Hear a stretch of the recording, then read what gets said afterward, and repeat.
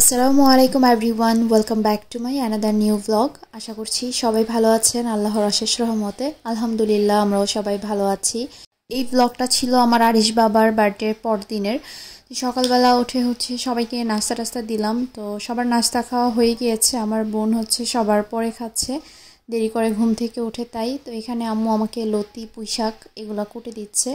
খালা অর্ধেক লতি কুটে চলে গেছে, ওনার যাওয়ার টাইম হয়ে গিয়েছিল। তাই তো বাকিগুলো আবার বলছে যে বিকেলে এসে কেটে দিবে।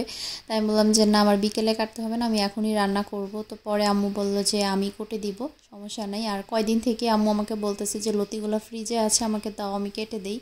তো আমি আর দেই না, যে খালা তো আমাকে কাটাকাটি করে দেয়, উনিই কাটবে। আম্মু তো সবসময় বাসায় কাটাকাটি করে, কিন্তু আমার বাসায় এসে আম্মু বলে যে একদম অবসর, একদমই ভাল লাগে না, একটু কাজ করতে চাই। তো খুঁজে খুঁজে কাজ বের করে আম্মু আমাকে কাটাকাটি করে দিয়ে সব কিছু ধুয়ে টুয়ে দিল।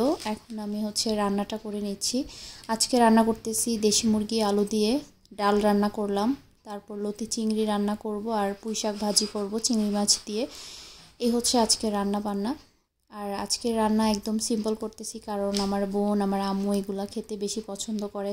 শাক সবজি ভাজি ভর্তা এগুলা হলেই একটু ভাত খেতে পারে, আর অন্যথায় মাছ মাংস এগুলা দিলে মানে ওনাদের খাওয়ার রুচি নাকি কমে যায়, খেতে পারে না। আর এমনিতেও পরিমাণে খুবই অল্প খায়। অনেকেই বলে যে আমি খুব বেশি বেশি রান্না করি, নর্মালি আমি অনেক বেশি রান্না করি বলে। সবার বাসায় এরকমই রান্না হয়, হয়তো বা এর থেকে বেশিও হয়, আর আমি মোটেও বেশি রান্না করি না। অনেকেই আছে আমি শুনি যে বলে এত এত রান্না করে, এত এত খায়। বেশি রান্না করা মানে এই না যে আমি অনেক বেশি খাই। তো যাই হোক, এখন আমি যে লতি রান্না করতেছিলাম, আর আম্মু তখন ছাদে বসে বাদাম খাচ্ছিল আরিশকে নিয়ে। আর বাদাম সবার কাছে দেওয়ার জন্য আরিশকে ডেলিভারি বয় বানাইছে। তো সে সবাইকে নিয়ে নিয়ে বাদাম দিয়ে আসতেছে। তো আমি রান্না করতেছিলাম, আমাকে বলতেছে মা নাও বাদাম খাও, নানু দিয়েছে। তারপর মইনকে, আমার বোনকে, আব্বুকে। তো আম্মু ছিলে ছিলে ছাদ থেকে ওকে দিয়ে বাদাম পাঠাচ্ছে, সাথে আরিশকেও খাওয়াচ্ছে। আমার বোন আমার হাতের এই তরকারিটা খেতে চেয়েছিল, লতি দিয়ে চিংড়ি মাছ। আর ও শাক লতা পাতা সবজি ভাজি এগুলা খুব বেশি পছন্দ করে। আর আমি যে মাছ মাংস রান্না করি এগুলো একদম ধরতেই চায় না, জোর করে দিলেও খুব বিরক্ত ফিল করে যে আমার এগুলো খেতে ভাল লাগে না, আমাকে একদম নর্মাল কিছু রান্না করো আমার জন্য। তার জন্য আজকে পুঁই শাক লতি নিয়েছি। তো ওরা খাওয়ার সময় এই দুই আইটেম দিয়েই খেয়েছে। আর এদিকে দেশি মুরগি রান্না করতেছি, এটা স্পেশালি আমার আব্বুর জন্য। তো একটু ঝোল করে রান্না করতেছি, আব্বু ঝোলের তরকারিটা পছন্দ করে বেশি। আর এখানে আমি পুঁই শাক ভাজির জন্য চিংড়ি মাছ মশলা দিয়ে একটু কষিয়ে নিচ্ছি। তারপর দিয়ে দিলাম পুঁই শাক ভাজি খুব ভাল লাগে, সাথে আলুও দিয়েছি। অর্ধেক দেওয়ার পর যখন এগুলো কমে আসবে বাকিগুলো দিয়ে দিব। আর পুঁই শাক রান্নার সময় আমার এই যে একটা গ্রিন গ্রিন যে কালারটা, এটা আমার খুব বেশি ভাল লাগে, একদম গাঢ় সবুজ একটা কালার।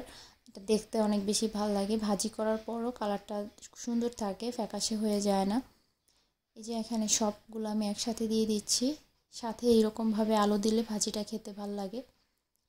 এই যে দেখেন কতগুলা দেওয়ার পর এতটুকু হয়ে গেছে। আজকে আমাদের বাইরে বের হওয়ার কোনো প্ল্যান নেই, আরিশের বাবার অফ ডেতেই বাইরে বের হব, ফ্রাইডে স্যাটারডে 2 দিন আমরা একটু ঘোরাঘুরি করব। আর আমার আব্বু তো প্রতিদিনই বলতে থাকে আমি কালকে চলে যাব, আজকে চলে যাব, ঘুম থেকে উঠেই বলে যে তোমরা থাকো আমি চলে যাই। আব্বু যাওয়ার জন্য অস্থির হয়ে গিয়েছে, মাত্র 3 দিন থাকার জন্য আসছে। 3 দিনের জায়গায় বলে বলে কয়টা দিন রাখছি, 4-5টা দিন থেকে গেছে, জোর করে রেখে দিছি। আব্বু বেশি অস্থির হয়ে যায় বাড়িতে যাওয়ার জন্য, বেশি দিন থাকতে চায় না। আর আমি চাই যে একটু বেশি দিন থাকুক, আমার আম্মু একটু এখানে থেকে একটু রেস্ট করুক বাড়ি। তো আমি আরিশের বাবা অনেক বলে টলে বুঝিয়ে সুঝিয়ে কয়টা দিন রেখেছিলাম আর কি। আমার আব্বু আম্মু কিন্তু চলে গেছে রবিবারে। যারা গতকালকের ব্লগ দেখেন নাই তারা হয়তো বা বুঝবেন না। তো এই যে আমার রান্নাবান্না শেষ, তারপর সবাই গোসল টোসল করে নিয়েছে, এখন আমরা দুপুরের খাবার খাবো। সাথে ফ্রিজে থাকা আগের পুরনো তরকারিগুলো বের করে নিয়েছি কিছু, যা রান্না করি তাই থেকে যায়, সব আবার ফ্রিজে রেখে দিই। আম্মু বলে যে পরদিন আর কিছু রান্না করার দরকার নেই, তো সেজন্যই কম কম আইটেমই রান্না করি। তারপর এই ভিডিওটা ছিল সন্ধ্যাবেলার। গতকালকে তো আম্মু ছড়া রান্না করতে পারে নাই, আর বার্থডে কেক কাটিং নিয়ে আমরা সবাই ব্যস্ত ছিলাম, আর ছড়াটা রান্না করা হয় নাই। তো কালকের বানানো ছড়াটা আজকে রান্না করবে।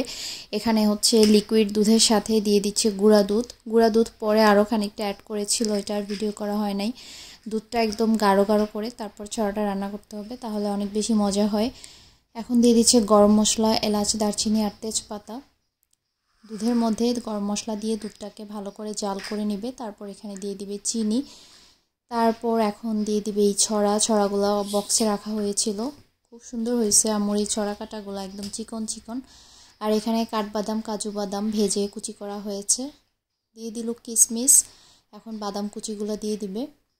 পায়েস যেভাবে রান্না করে বা সেমাই যেভাবে রান্না করে, ছড়াটা এইভাবেই রান্না করে। আমি আগে ভাবতাম ছড়া রান্না মনে হয় কত না কঠিন কাজ।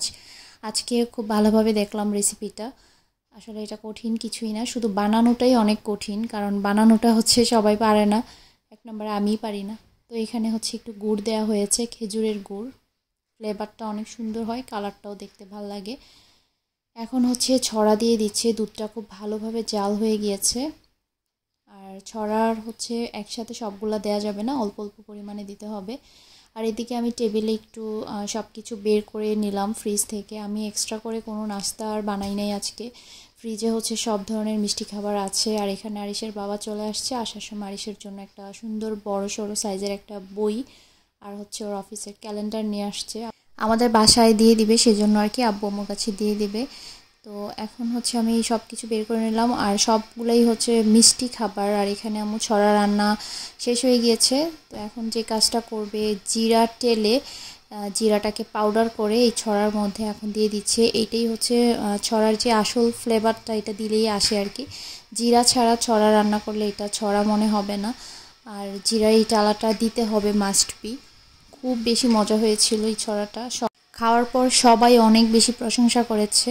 এই তো গরম গরম আম্মু বেড়ে দিল, একদম মাত্রই রান্না করলো। ও এটাতে কিন্তু নারকেলও দেওয়া হয়েছে। তো আম্মু কষ্ট করে বানিয়েছে আমাদের জন্য, খুব মজা হয়েছে। তো আজকে এই পর্যন্তই। আল্লাহ হাফেজ।